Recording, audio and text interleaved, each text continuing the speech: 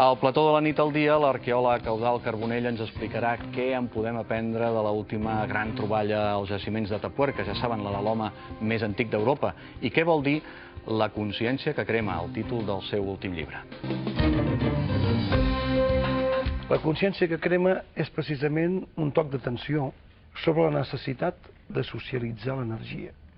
Si això va endavant, i realment hi ha una amenaça, hi ha un descuit, i comencem una seqüència de tirar míssils, és molt possible que l'espècie desaparegui del planeta. O sigui, no hi haurà cap més guerra, perquè el que quedarà serà tan poc que trigarem. I això fa que per primera vegada a l'espècie hi hagi consciència de la capacitat de destrucció propiciada pels humans, o sigui, no propiciada per un suposat déu exterior, per una catàstrofe exterior, no, per la pròpia evolució humana.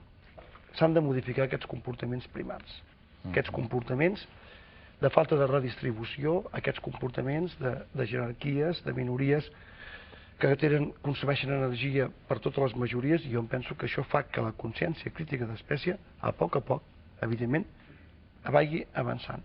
Però no s'ha d'avançar només en ser capaços de no destruir, sinó de construir una nova consciència, la consciència crítica d'espècie.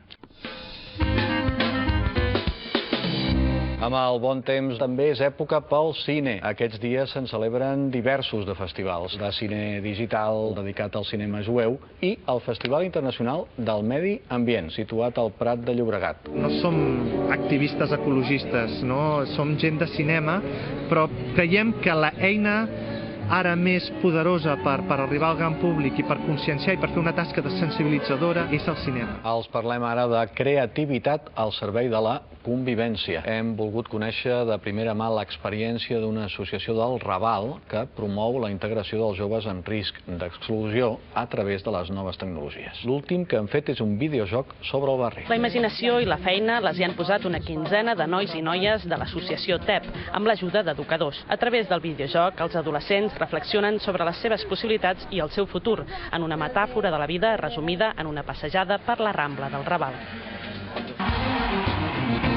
El Tau de Vitòria no ha donat cap opció al Barça de bàsquet per endur-se la Lliga.